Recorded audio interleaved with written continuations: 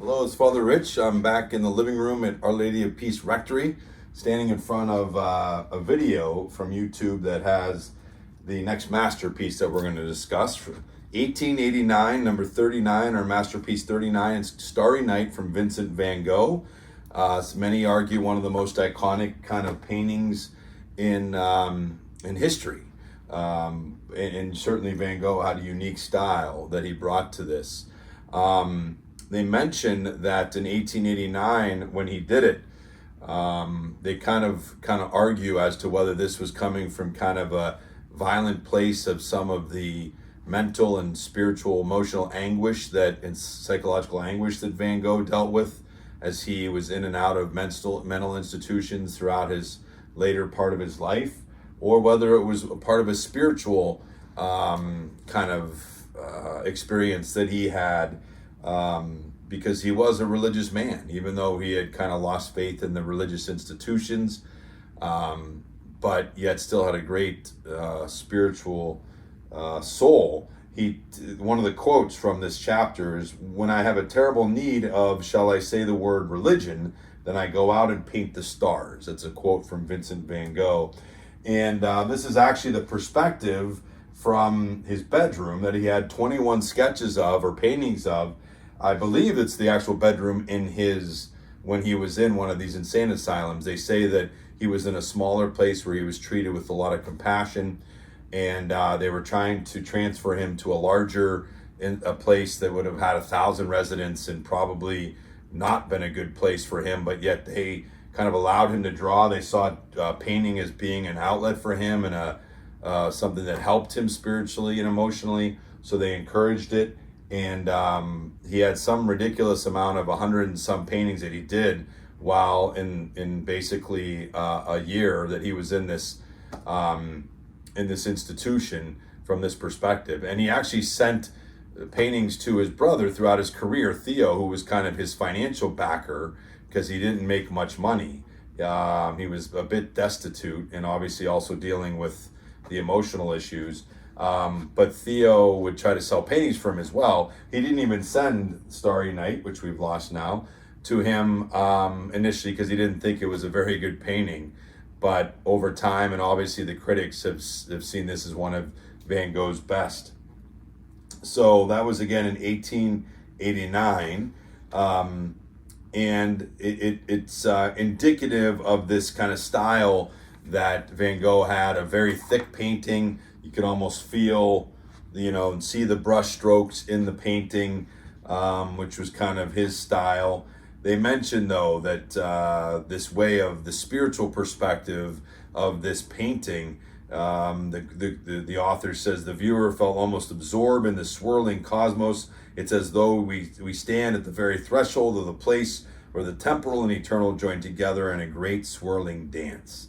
It's a kind of a fun way to put it in reinforcing that this is a spiritual drawing. Even though, interestingly enough, the chapel that's in the drawing is the only place that the lights aren't on. So again, could have been a subtle commentary from Van Gogh.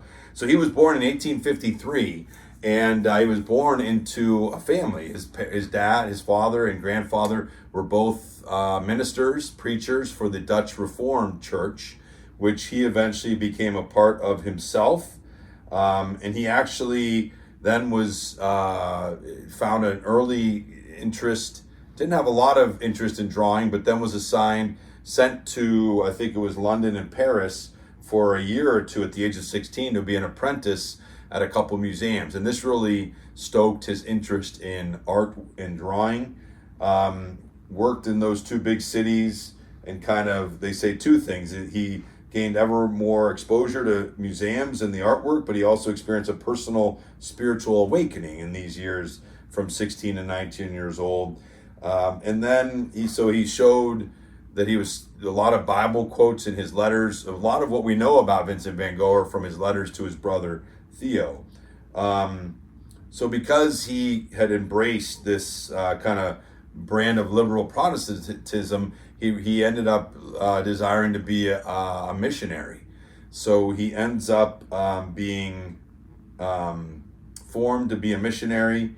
He actually preaches a sermon in 1876 when he was 23 years old.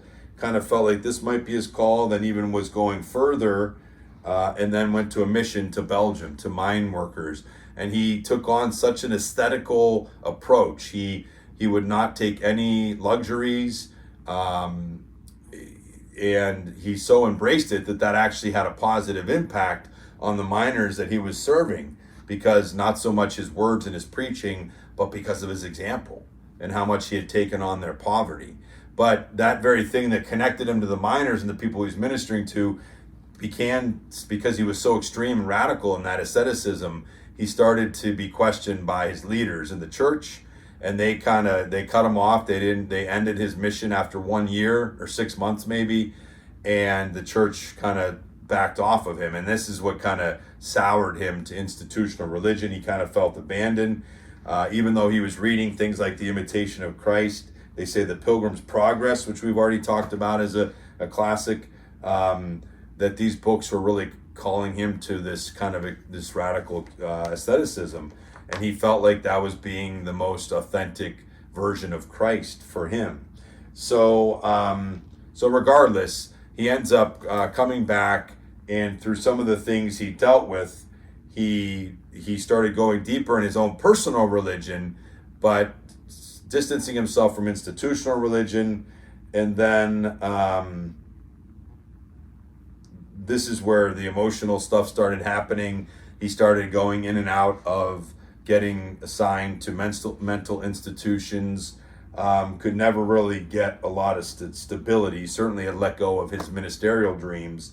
So he painted pictures like at Eternity's Gate in 1882, The Potato Eaters, 1885, so particularly showing the poverty of the world, A Pair of Shoes, which he just shows kind of this interest in just objects, very ordinary objects.